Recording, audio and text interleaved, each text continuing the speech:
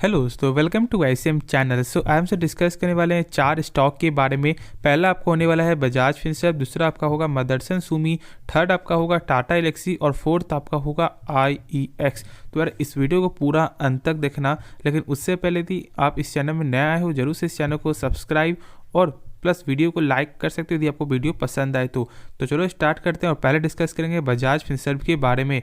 मैंने जो थंबनेल में जो लिखवाया है वो क्या ये पॉसिबल है या नहीं है, लेकिन उससे पहले मैं एक चीज़ आपको यहाँ पे दिखाने वाला हूँ जिससे खुद आपको मालूम चलेगा कि यहाँ पे क्या हो सकता है। तो हम सब यहाँ पे आपको आ गए एनएससी के डाटा में और यहाँ पे हमसे चेक करते हैं कि टोटल आपका जो डिलीवरी क्या देखने को मिल रहा है। ठीक है, तो यहाँ पे आप चेक कर सकते हो कि 47% तक यहाँ पे आपको माल जो है उठाया जा रहा है। और इसकी वजह क्या है? प्राइस बहुत ज़्यादा आपका अट्रैक्टिव है।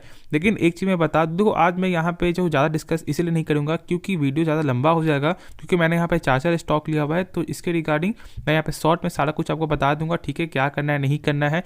प्राइस आप देख रहे हो कि यहाँ पे आपका जो है 1430 तक यही शेयर आपको आ चुका है। और आज का यदि आप लो चेक करोगे तो लगभग यहाँ पे आपका 1423 तक यहाँ पे चल चुका है। ठीक है, अब यहाँ पे जो अपने सपोर्ट के तो नीचे अभी ये फिलहाल है ही, प्लस यहाँ पे आप जान रहे हो कि 30 जनवरी को इसका जो Q3 का आपका नंबर भी आपको आने वाला है।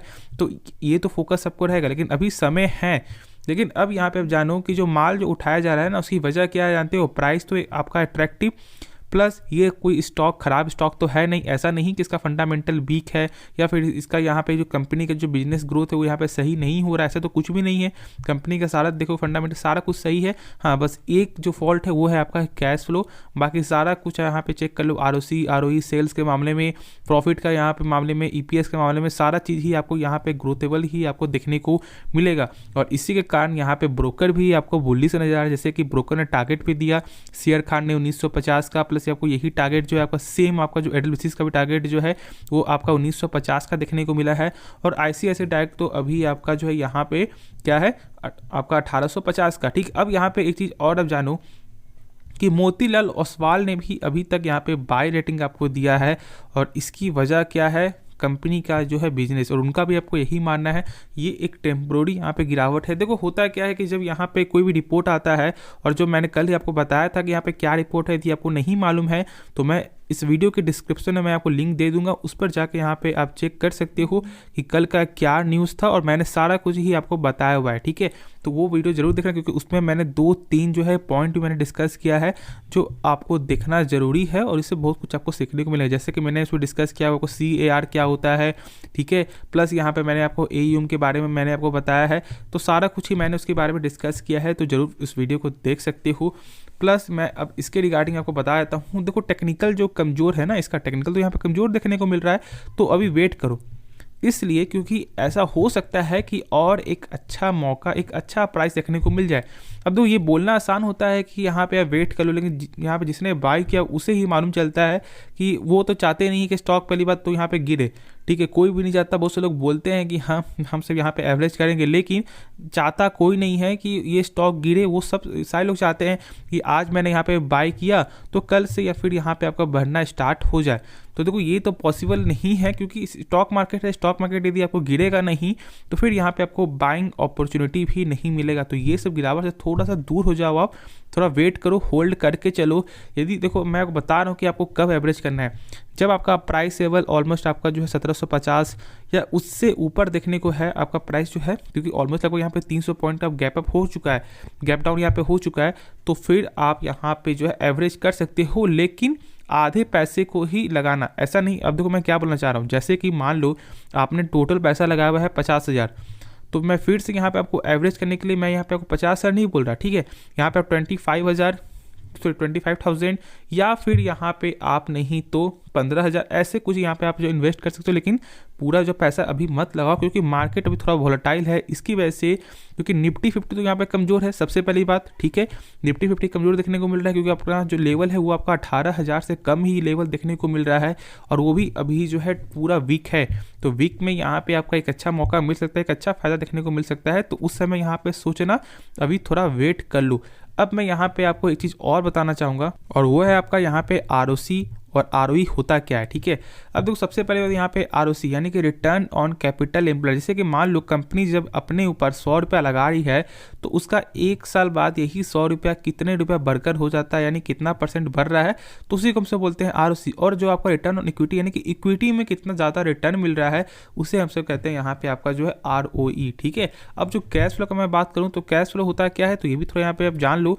कैश फ्लो हमें यहाँ पे ये बताता है, जैसे कि मान लो यदि आप यहाँ पे 100 रुपये का माल बेच रहे हो तो क्या ये 100 रुपये आपको मिल रहा है या नहीं मिल रहा है कंपनी को, तो ये आपको कैसे मालूम चलेगा, यानी कि जो शेयर होल्डर उनको कैसे मालूम चलेगा कि कंपनी जो भी सामान बेच रही है उसका पैसा आपको रिटर्न मिल रहा है। ऐसा तो नहीं कि यहाँ पे बस सेल्स हो रहा है लेकिन पैसा नहीं मिल रहा है। तो ये सब फैक्टर जानने के लिए हम सब यहाँ पे कैश फ्लो चेक करते हैं, बैंक में क्या पैसा आ रहा है या नहीं आ रहा है। लेकिन देखो कैश फ्लो यहाँ पे 3 तरह का होता है, ठीक है। पहला आपका होता है इन्वेस्टिंग ऑपरेटिंग एक्टिविटी, और थर्ड आपका होता है फाइनेंसिंग, यानी कहाँ कंपनी इन्वेस्ट करके कमा रही, कहाँ फाइनेंस करके यहाँ पे कंपनी पैसा कमा रही है, और जो सेल्स के मामले में उसका भी एक अलग होता है।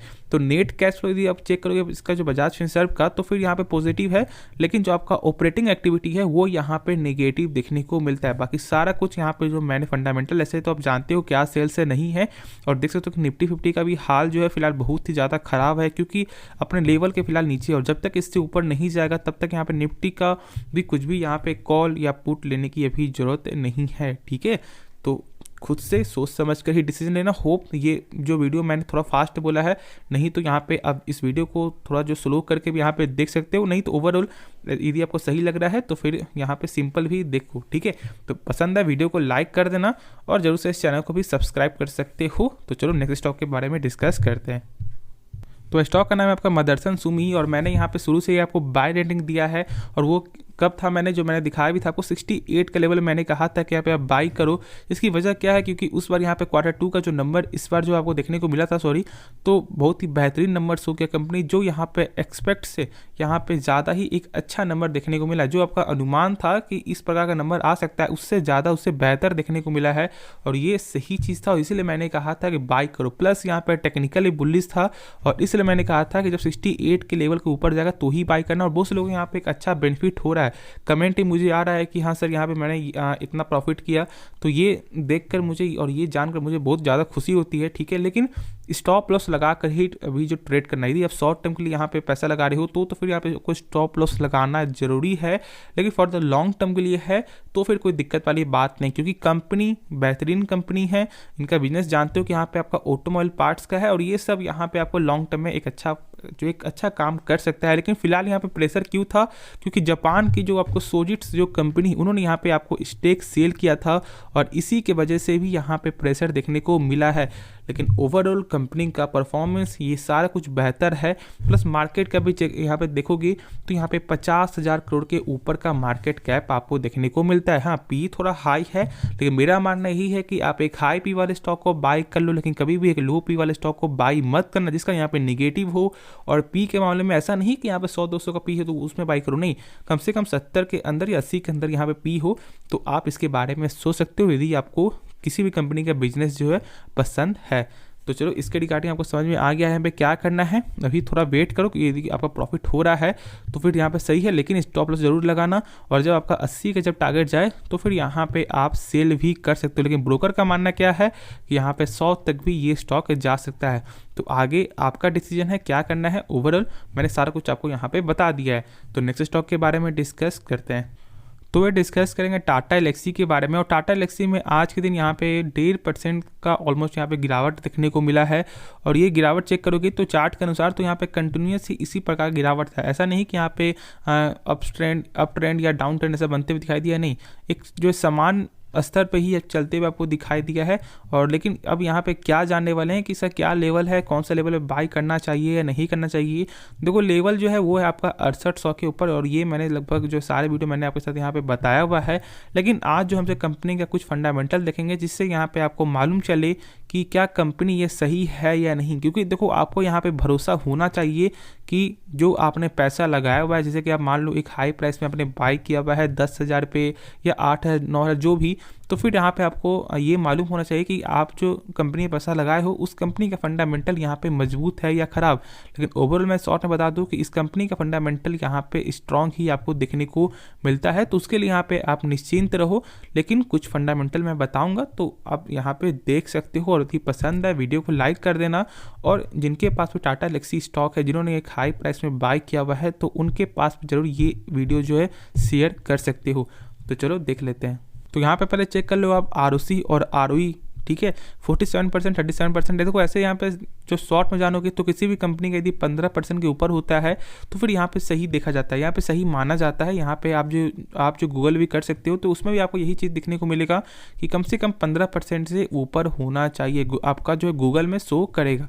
अब यहाँ पे मैं एक चीज़ बता दूँ कि ROC और आपका ROE क्या होता है, तो मैंने तो ऐसे आपको बजाज फिनसर्व में बताया है। लेकिन जो लोग डायरेक्ट यहाँ पर टाटा एलेक्सी के बारे में जानना चाह रहे हैं, जिन्होंने यहाँ पर डायरेक्ट जो टाटा एलेक्सी के बारे में ही उनका बस ये मानना है कि क्या करना है नहीं करना, जो भी उनका यहाँ पे डिमांड है, तो उनके रिगार्डिंग मैं बता दूं कि यहाँ पे ROC का मतलब होता है रिटर्न ऑन कैपिटल एम्प्लॉयड। यानी कि जो भी कंपनी अपने ऊपर जो पैसा लगा रही है, जैसे कि मान लो 100 रुपया जब अपने ऊपर कंपनी जब लगा रही है तो उसका वही 100 रुपया एक साल बाद कितने रुपया जो है यहाँ पे बढ़ता है या घटता है, तो उसी को हमसे बोलते हैं ROC। और यहाँ पे कंपनी का जो 100 रुपया बदलकर वो आपका हो जाता है 147 रुपया। तो हमसे क्या बोलेंगे, यहाँ पे 47% का ग्रोथ है, 47% का यहाँ पे आपका एक अच्छा यहाँ पे जो ROC देखने को मिलता है। अब यहाँ पे ROE क्या है, रिटर्न ऑन इक्विटी, यानी कि इक्विटी में कितना ज़्यादा रिटर्न मिल रहा है, तो इसी को हम सब यहाँ पे बोलते हैं ROE। और यहाँ पे 37% का ग्रोथ है। तो ये तो आपको मालूम चल गया।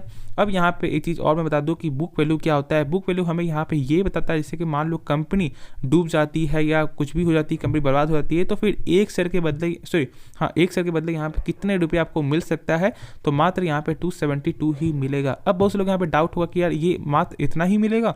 देखो हाँ, इतना ही मिलेगा, क्योंकि सारे कंपनी का बुक वैल्यू यहाँ पे सही नहीं होता। लेकिन ये मत समझना कि बुक वैल्यू यहाँ पे खराब है तो स्टॉक खराब हो गया, नहीं। आपका ओवरऑल यहाँ पे IT सेक्टर चेक करोगे, सारे ही इस टाइप का जो स्टॉक है यहाँ पे भी आपका बुक वैल्यू कम देखने को मिलेगा। ये एक साइंस की तरह आपका एक्सेप्शन है, केमिस्ट्री की तरह। तो जो लोग यहाँ पे साइंस पढ़े हुए उनको यहाँ पे मालूम है कि केमिस्ट्री में कितना ज़्यादा जो एक्सेप्शन होता है, और उसी प्रकार यहाँ पे भी कुछ ना कुछ बुक वैल्यू भी यहाँ पे एक्सेप्शन देखा जाता है, ठीक है। तो ये मत करना कि शेयर को सेल कर दो, नहीं, ये गलती मत करना। तो सेल्स का देख सकते हो कि लगातार सेल्स में ग्रोथ है, खर्च भी यहाँ पे लगातार बढ़ते हुए दिखाई दे रहा है। प्रॉफिट चेक करोगे यहाँ पे आपका क्वार्टरली यहाँ पे डाउन था, लेकिन आपका ईयर ऑन ईयर पे यहाँ पे बेहतर नंबर आपको जो है कंपनी ने शो किया। लेकिन गिरावट क्यों हुआ, क्योंकि एक हाई प्राइस ये स्टॉक आपको चला गया था। अब देखो कैश फ्लो क्या होता है, तो कैश फ्लो मैंने बताया ऐसे, लेकिन आप जान लो कि कंपनी जो भी सामान बेच रही है क्या उसका पैसा आपको रिटर्न मिल रहा है या नहीं मिल रहा है। तो चेक करने का तरीका क्या है, आपका कैश फ्रॉम ऑपरेटिंग एक्टिविटी, ये जो नंबर है ना, इसे आप चेक करो। यहाँ पे ये जो 483 करोड़ है, इससे जो है आपका कम होना चाहिए टोटल प्रॉफिट। अब मैं बता दूं कि ये नहीं कि कम होगा तो फिर स्टॉक खराब है, 10% तक यदि कम है तो फिर सही है, वरना यहाँ पे थोड़ा दिक्कत हो सकता है। तो यहाँ पे आप चेक कर सकते हो कि आपका 550 करोड़ प्रॉफिट देखने को मिल रहा है प्रॉफिट। तो यहाँ पे आपका ओवरऑल जो है यहाँ पे पॉजिटिव ही आपका यहाँ पे शो करता है, ठीक है। और टोटल एसेट में भी देखोगे तो लगातार ही गेन देखने को ही आपको मिलेगा। तो इसलिए मैं बोलता हूँ टाटा एलेक्सी एक अच्छा स्टॉक है, बस आपको होल्ड रखना है, पेशेंस रखना है। और होप इस वीडियो में आपका बहुत कुछ आपको सीखने को मिला होगा। तो नेक्स्ट स्टॉक के बारे में डिस्कस करते हैं। तो वह डिस्कस करेंगे यहाँ पे IEX के बारे में। और जो मैंने यहाँ पे थंबनेल जो लिखवाया कि बायबैक का कोई फ़ायदा नहीं हुआ, देखो बायबैक जो होता है ना, ये दो तरह का, ये जानते हो, ओपन और टेंडर होता है। और ओपन में यहाँ पे क्या होता है, जैसे कि मान लो कंपनी ने फिक्स कर दिया 200 के प्राइस में, तो वो 200 के प्राइस में ही स्टॉक, ओपन में क्या होता है, जैसे मान लो कंपनी ने 200 के प्राइस में यहाँ पे फिक्स किया है, ठीक है। यहाँ पे उन्होंने ऐसा लगाया कि हाँ 200 में मैं यहाँ पे बाई करूंगा। देखो यहाँ पे क्या है ना कि वो 200 या 200 से कम भी यदि उन्हें यहाँ पे शेयर मिलेंगे तो वो यहाँ पे स्टॉक को बाई कर लेंगे। जैसे कि मान लो यदि अभी फिलहाल चल रहा है 140 पे, तो यदि उन्हें यहाँ पे शेयर मिल रहे हैं तो फिर वो बाई कर लेगी। लेकिन टेंडर में क्या होता है कि कंपनी ने यदि फिक्स कर दिया आपको यहाँ पे 200, तो वो 200 के प्राइस में ही बाई करेगी। लेकिन अब बहुत से लोग यहाँ पे डाउट क्या होगा कि मान लो 200 के लेवल जब बाई करेगी और उस दिन यदि आपको सारे जो यहाँ पे शेयर आपको नहीं मिलते हैं या उस लेवल के यहाँ पे आपका जो क्वांटिटी नहीं मिलता, तो फिर क्या होगा, तो फिर कंपनी आपके स्टॉक को यहाँ पे ले लेगी और उसका पैसा कुछ रिफंड, जो पैसा जो पूरा रिफंड कर देगी। अब ये नहीं कि पूरा आपको जो यहाँ पे पोर्टफोलियो ही यहाँ पे गायब कर देगी, नहीं, ये बिल्कुल नहीं है। 10% जैसे उसकी यहाँ पे यूज़ है उस हिसाब से यहाँ पे आपको ये कंपनी कर सकता है। तो ओवरऑल यहाँ पे ओपन और टेंडर के बारे में आपको जानकारी हो गया होगा। अब मैं कंपनी का थोड़ा फंडामेंटल दिखाऊं जिससे आपको यहाँ पे मालूम चले कि IEX खराब स्टॉक बिल्कुल भी नहीं है। हाँ, लेकिन एक चीज़ है कि कंपनी का आपका जो पब्लिक होल्डिंग और यहाँ पे आपका एफआईएस का जो लगातार जो यहाँ पे कमी हो रहा है, ये जो है मुझे यहाँ पे सही नहीं लगा और यही थोड़ा जो यहाँ पे डराने वाली बात है। बाकी कंपनी का फंडामेंटल बहुत ही मजबूत देखने को मिलता है। आरओसी, आरओई सारा कुछ ही बेस्ट है। यदि आपको आरओसी और आरओई के बारे में जानना है तो टाटा एल्क्सी के बारे में नहीं, जो मैंने इस टॉपिक के जस्ट जो मैंने पहले जो टॉपिक डाला है उस पर जाके पूरा यहाँ पे आप चेक कर सकते हो। ऐसे मैं आपको शॉर्ट बता दूँ कि 15% से ऊपर होना चाहिए और यहाँ पे आपका जो 63% और 48% यहाँ पे देखने को मिल रहा है। अब यहाँ पे आगे चेक करो कि सेल्स में क्या, तो सेल्स में इस बार कमी आई थी और इसी की वजह से यहाँ पे आपका जो है प्रॉफिट में भी यहाँ पे कमी देखने को मिला है और यही सबसे बड़ा मेन यहाँ पे आपका जो है स्टॉक को गिरावट लाने में एक बड़ा हाथ यहाँ पे देखने को मिला। और क्योंकि देखो ऐसे तो यहाँ पे आपका पहले से ये स्टॉक आपको जो स्ट्रगल कर रही थी, लेकिन फिर जब रिजल्ट खराब आया तो फिर यहाँ पे आपका इस तरह का लेवल यहाँ पे देखने को भी फिलहाल मिल रहा है। कैश फ्लो इसका गजब का कैश फ्लो है, यहाँ पे पॉजिटिव कैश फ्लो देखने को मिलता है और इसके बारे में मैंने यहाँ पे डिस्कस किया है। ठीक है, तो यहाँ पे आप जो टाटा एल्क्सी के बारे में जाके चेक कर सकते हो। तो देखो खराबी क्या है तो वो मैं आपको दिखा देता हूँ। तो यहाँ पे देख सकते हो कि आपका एफआईएस का जो है कहाँ पे आपका 34% 37% था और लगभग यहाँ पे घटकर अभी मात्र 15% ही आपको देखने को मिल रहा है और पब्लिक का होल्डिंग यहाँ पे लगातार ही आपको इंक्रीज हो रहा है।